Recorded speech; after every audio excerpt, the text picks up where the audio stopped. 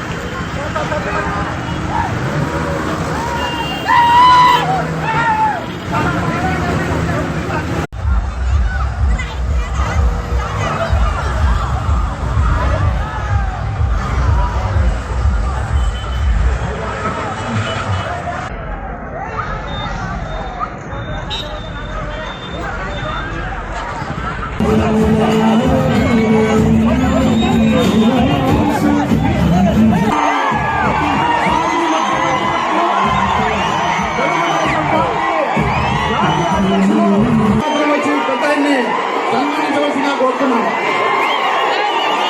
దయచేసి మీరందరూ ముందు రావాలి.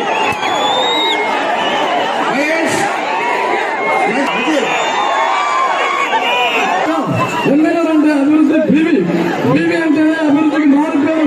జగన్మోహన్ రెడ్డి గారు కర్నూలు అంటేనే కర్నూలు వలస మారుతారు అని చెప్పేసి చంద్రబాబు సార్ గారు తమ గవర్నమెంట్ లో ఉర్దూ యూనివర్సిటీ కాబోయే ముఖ్యమంత్రి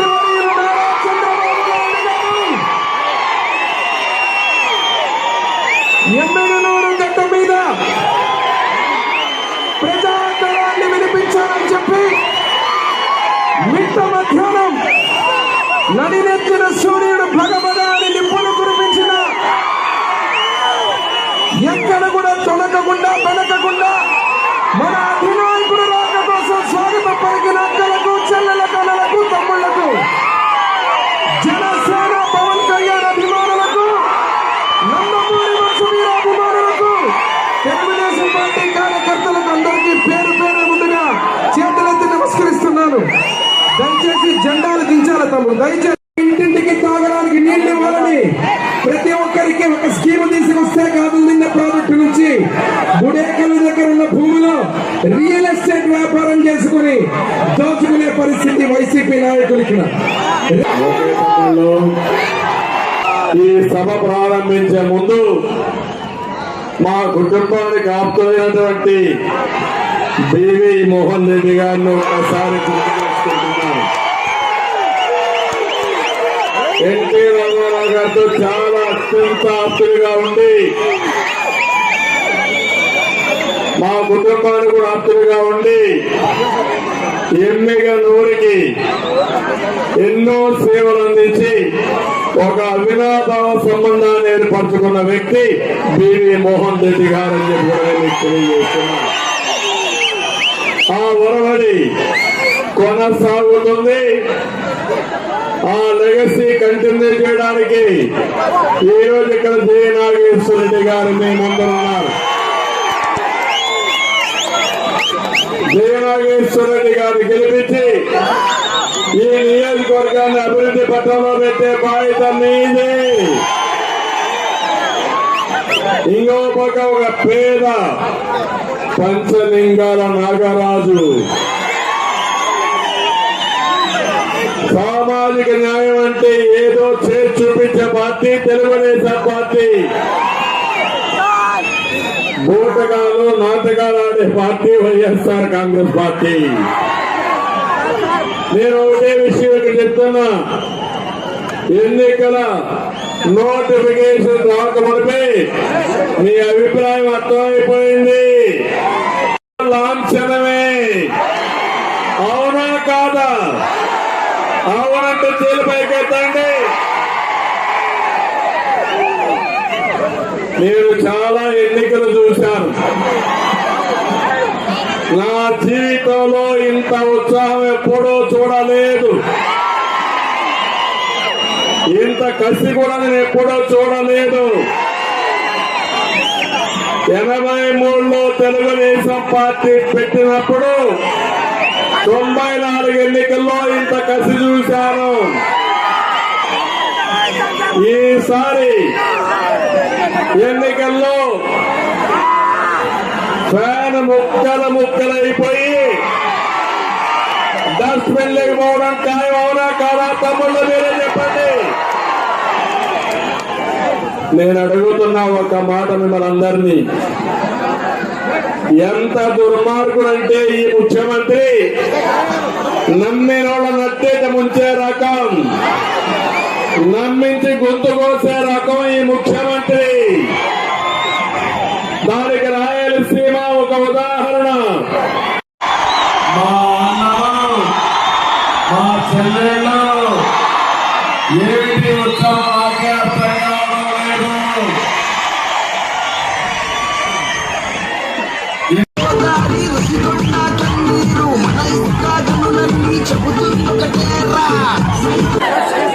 ఆ కలియుగంలో నువ్వు పుట్టావు, ఇలాంటి తప్పుడు పనులు చేయడానికి నువ్వు పుట్టావని ఎప్పుడు హెచ్చరిస్తున్నా.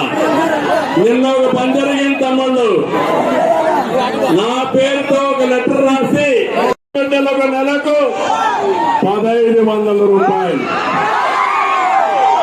ఇద్దరుంటే 3000, ముగ్గురుంటే 4500, నలుగురుంటే 6. గురు రాఘవేంద్ర గాని గుండ్రేవులు గాని ఇవే శరణ్యం.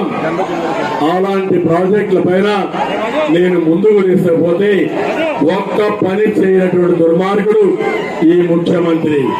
నేను అడుగుతున్నా మిమ్మల్ని అందరినీ, ఎంతమంది ఈ ప్రాంతం నుంచి వేరే ప్రాంతాలకు వలస వెళ్ళిపోయారు చూసారా తమ్ముళ్ళు అని అడుగుతున్నా. పార్టీని సమర్థించారు, పార్టీని మోసారు. మీ రుణం రాబోయే 5 సంవత్సరాలను తీసుకుంటారని మీ అందరికీ హామీ ఇస్తున్నా. 50 సంవత్సరాలు వయసు వచ్చిన బీసీలకి 4000 రూపాయలు పింఛనిచ్చే బాధ్యత నాది. ఇప్పుడుండే పింఛన్లు కూడా అందరికీ 4000 ఇస్తా. పింఛన్ ఎవరిచ్చారు తమ్ముళ్ళు అని నువ్వు అడుగుతున్నా. 200 రూపాయలు 2000 చేసింది ఎవరు చేశారు? మొట్టమొదటిసారిగా 35 రూపాయలు పెన్షన్ ప్రారంభించింది ఎవరు? నందమూరి తారక రామారావు గారు. స్వర్గంలో ఉన్నాడు ఆయన ఒకసారి తలుచుకోవడం మన బాధ్యత అని మీ అందరికీ తెలియజేస్తున్నా. ఇంకొక విషయం చెప్తున్నాను, అందరి పింఛన్లు మొదటి తారీఖునే వాళ్ళ ఇంటి దగ్గర ఎలాంటి ఆంక్షలు లేకుండా 4000 రూపాయలు ఇచ్చే బాధ్యత మాదని అందరికీ ఆలోచిస్తున్నా. ఇప్పుడు ఎన్నికల కమిషన్ ఆన్లైన్ లో ఇమ్మన్నారు, కానీ ఓటే నేను వాళ్ళు కూడా కొడుతున్నా. ఈ రోజు మీరు ఎన్నికల కమిషన్ కొంతమంది ఓటే లేకపోతే అలాంటి వారికి ఇంటి దగ్గరికే పంపించి పోలింగ్ బూత్ పెట్టుకొని ఓటు వేయించుకుంటున్నారు. నా పేదవాళ్ళు బయట రాలేరు, ఎండలు తీవ్రంగా ఉన్నాయి. అలాంటి వారికి బ్యాంకులో వేయకుండా వాలంటీర్లు కాకపోతే వేరే వాళ్ళ పెట్టి వాళ్ళ ఇంటి దగ్గరే పింఛన్లు ఇవ్వాల్సిందిగా ఎమ్మెల్యే రోజులో డిమాండ్ చేస్తున్నా. వైఎస్ఆర్ కాంగ్రెస్ నాయకులు శవ రాజకీయాలు చేయొద్దండి. మేమెప్పుడూ పేదవాళ్ళ పక్షానే ఉంటాం. మీరెప్పుడు శవ రాజకీయాలు చేయడంలో శ్రద్ధ ఉంటుంది తప్ప నిజమైన సేవ అందించడం లేదని చెప్పి కూడా మీకు తెలియజేస్తున్నా. భవిష్యత్తుకు గ్యారంటీ ఇచ్చే బాధ్యత నాది. నేను ఆ రోజు డ్రిప్ ఇరిగేషన్ ఇచ్చాను, మీకు ఇచ్చానా లేదా? 90% సబ్సిడీపై ఇచ్చాను. ఉందా అది ఈరోజు? ఉందా అని రైతులు అడుగుతున్నా.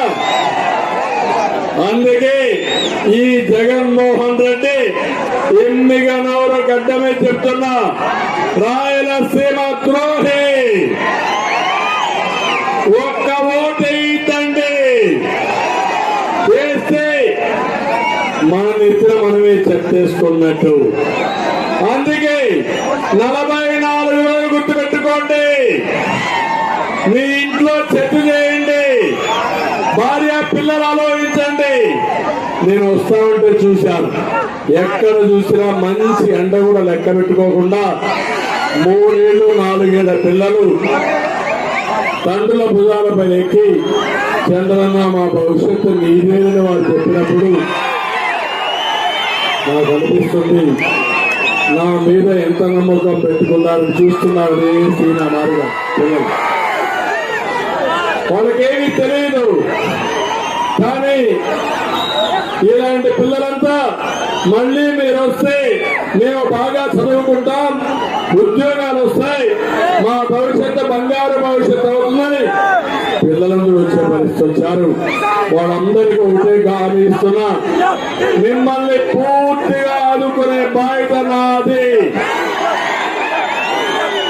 మీకోసమే కాదు, మీ పిల్లల భవిష్యత్తు కోసం కూడా ఆలోచిస్తా. ఈ కర్నూలు జిల్లాలో మీరు ఒక్కసారి చూస్తే ఎక్కువ మంది పేదవాళ్ళు ఉన్నారు, అవునా కాదా? ఎక్కువ మంది వెనుకబడిన వర్గాలు ఉన్నారు, అవునా కాదా? బోయ కురబ చేనేత వీళ్ళే ఎక్కువ మంది ఉన్నారు, అవునా కాదా? ఇంకో పక్క షెడ్యూల్ కులాలు ఉన్నారు, అవునా కాదా? మాదిగలు ఎక్కువ ఉన్నారు లేదా? మైనారిటీలు ఎక్కువ ఉన్నారు. అందరూ కూడా పేదవాళ్ళే. తెలుగుదేశం పేదవాళ్ళ పార్టీ, తెలుగుదేశం పేదవాళ్ళ పక్షం, మీతోనే ఉంటాం. మీ డిఎన్ఏలో ఉంది తెలుగుదేశం పార్టీ, డిఎన్ఏలో ఉంది బీసీ. నేను ఇది గుర్తుపెట్టుకుంటాను. బీసీల్ని గుండెల్లో పెట్టుకునే పార్టీ తెలుగుదేశం పార్టీ. మిమ్మల్ని ఆదరిస్తాం. ఇంకో పక్క మీకు మాకుండే అనుబంధం ఎవ్వరూ చెరపలేదని మరొక్కసారి తెలియజేస్తున్నా. అందుకే ఈ రోజు నేను ఇక్కడికి వచ్చినప్పుడు ఈ ఎన్నికల్లో నేను చేశాను, పంచలింగాల నాగరాజుని ఎంపీగా పెట్టాను.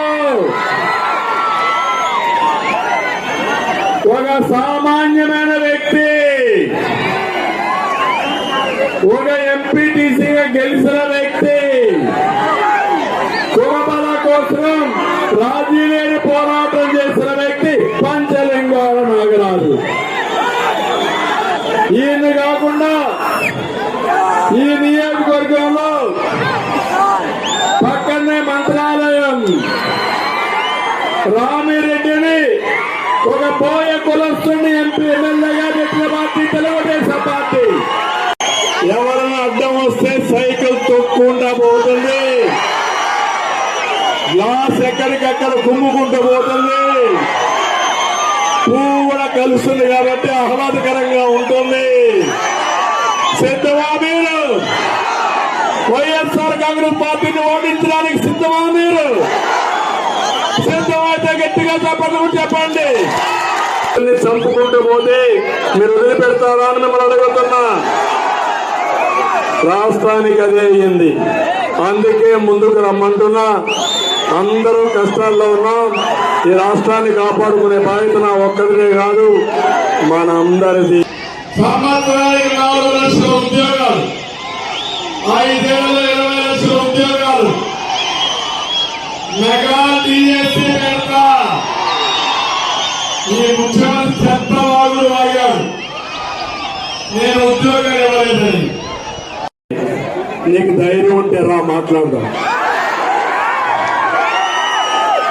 ఒట్టొట్టే మాటలు కట్టబెట్టు. పేర్లతో సహా డిస్కస్ చేయడానికి చర్చడానికి మేము సిద్ధం.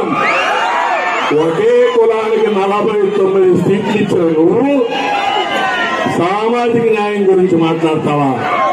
నీకు అర్హత ఉందా అని అడుగుతున్నా. తమ్ముళ్ళ మీద చెప్పాలి. అదే పెత్తందారి వ్యవస్థ. సామాజిక విప్లవం ప్రారంభించిన నాయకుడు నందమూరి తారక రామారావు. వాళ్ళని అన్ని వర్గాల నుంచి భూస్వాముల పార్టీ, పెత్తందారుల పార్టీ, రౌడీల పార్టీ, మీ పార్టీ.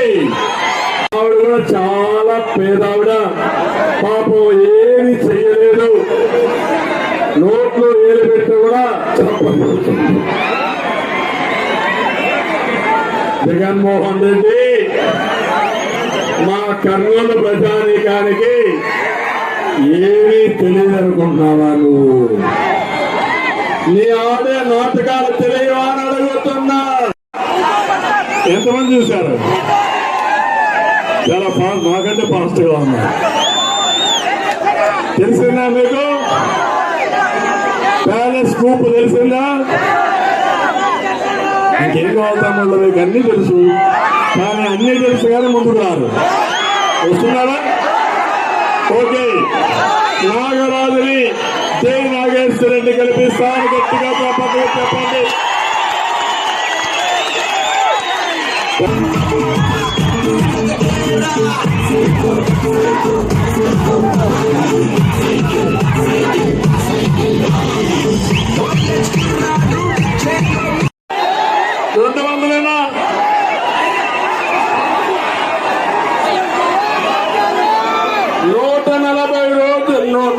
రూపాయలు ప్రత్యేకంగా రాయలసీమకు నీళ్లుంటే రత్నాలు పండించి రైతాంగం ఇక్కడ ఉన్నారు. ప్రత్యేకంగా మన యొక్క కర్నూలు అన్ని ప్రాంతాల కంటే నీళ్లు లేకుండా బాగా వెలుగుపడిన ప్రాంతం ఈ కర్నూలు పార్లమెంటు. మంత్రాలయం గాని, ఎమ్మిగుమూరు గాని, డోన్ గాని, ఆదోని గాని, ఈ ప్రాంతాలన్నీ కూడా బాగా వెలుగుపడి ఉన్నాయి. కనీసం నీళ్లు ఇవ్వాలని ఆలోచించాడా అని మిమ్మల్ని అడుగుతున్నా. నేను రాయలసీమలోనే పుట్టాను, చిత్తూరులోనే పుట్టాను. 68,000 కోట్ల రూపాయలు ఖర్చు పెట్టారు ఒక సాగునీటి కోసం. రాయలసీమకు 12,000 కోట్లు ఖర్చు పెట్టాను. నేను సవాలు విసురుతూ నిన్నే వచ్చాను, మేము సిద్ధమని. మా వాళ్ళు అంటున్నారు మేము సిద్ధం నిన్ను ఓడించడానికి. ఎంత దుర్మార్గుడు అంటే ఈ రోజే నేను చూశాను, ఒక ఫేక్ ఫెలో ఈ ముఖ్యమంత్రి, ఎందుకు పనికిరాని దద్దమ్మ ఈ ముఖ్యమంత్రి.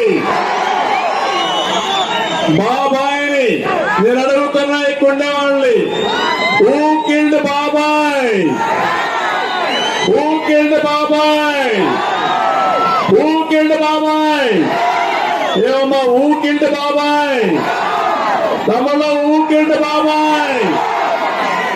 మీకందరికి అర్థమైపోయిందా? ఎవరిని గొడ్డలు అర్థమైందా? ఎక్కడో చెప్తున్నాను నేను చంపేశానంట.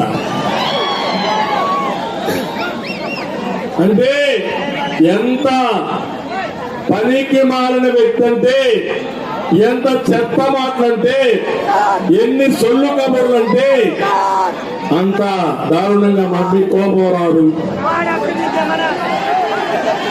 అంటే చంపిన వాళ్ళకి ఎంపీ సీటు, సత్యమైన బాధితులకి జైలు పరీక్ష. సునీతల మీద చూసా. ధైర్యం అంటే ముందుకు వచ్చి మాట్లాడండి. ఈ ఫేక్ వార్తలు పెట్టేద్దాను. నిన్న మళ్ళా ఈరోజు ఇది తాత్కాలికమని మళ్ళా నా మీద పోస్ట్ పెడతారు. అంటే మీరు గుర్తుపెట్టుకోవాలి, టెక్నాలజీ ఉపయోగిస్తున్నారు, తప్పుడు వార్తలు మీకు చేరేస్తున్నారు. ఉన్నది లేనట్లు, లేనిది ఉన్నట్లు మాయ చేసే మాయగాళ్ళు వచ్చారు, మోసగాళ్ళు వచ్చారు. అందుకే నేను అడుగుతున్నా, ఇక్కడ అభివృద్ధి జరిగిందా? అభివృద్ధి కరువు ఉందా లేదా? మీకు తాగడానికి నీళ్లున్నాయని అడుగుతున్నా. ఇది వాస్తవమే కాదా? ఇక్కడ బిందెలతో ప్రదర్శన చేశారు, వాస్తవమే కాదా? కానీ అన్ని ఊర్లకు నీళ్లు ఇచ్చా, నా ముద్ర ఉంది. ఏంటి నీ ముద్ర? ఎక్కడుంది నీ ముద్ర?